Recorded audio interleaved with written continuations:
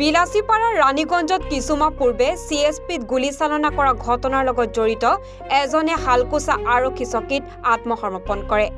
আত্মসমৰ্পণকাৰী লোকজন গোৱালপাৰা জিলাৰ মফিদুল ইছলাম বুলি জানিব পৰা গৈছে।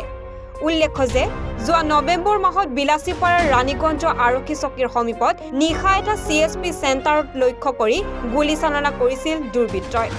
উক্ত গুলীচালনাৰ ঘটনাত গুলীবিদ্ধ হৈছিল গ্ৰাহক সেৱা কেন্দ্ৰৰ স্বত্বাধিকাৰী উবাইদুৰ ৰহমান, ডাক বিভাগৰ অস্থায়ী কৰ্মচাৰী ৰতন বৰ্মন আৰু আব্দুল গফুৰ। পিছত বিলাসীপাৰা মহকুমা আৰক্ষী বিষয়া আৰু সাপতগ্ৰাম আৰক্ষীয়ে যৌথভাৱে অভিযান চলাই কোকৰাঝাৰ জিলাৰ ৰূপসীৰ পৰা এজন দুৰ্বৃত্তক গ্ৰেপ্তাৰ কৰিছিল। কিন্তু আন এজন ইমান দিনে পলাতক হৈ আছিল। অৱশেষত পলাতক মফিদুল ইছলামে নিশা হালকুচা আৰক্ষী চকীত আত্মসমৰ্পণ কৰে।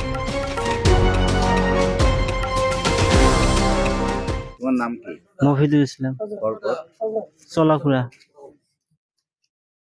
কোন থানাত আহিছে? শালকুচা থানা। আপোনাৰ লগত আৰু কোন আছে? আছে বেলেগ মানুহ আছে আৰু শাহজাহান আছে, মহৰ আছে, আৰাক মহৰ আছে আৰু বেলাল আছে।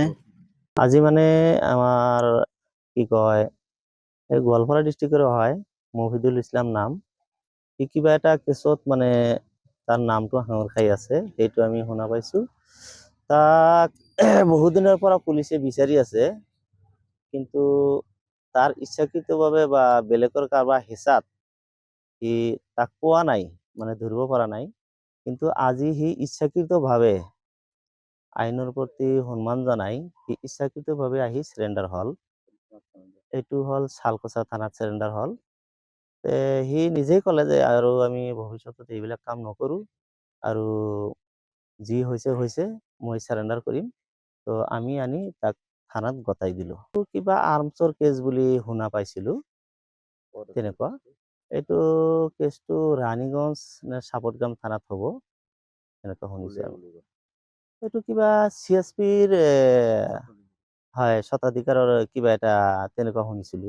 ইহঁতে হয় মানুহে গুলিয়াইছিল বোলে।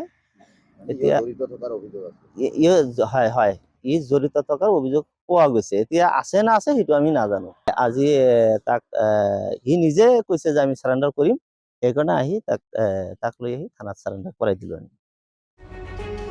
বিলাসীপাৰাৰ পৰা নুৰ আফৰোজুল ইছলামৰ ৰিপৰ্ট, এনি ভাৰত 24।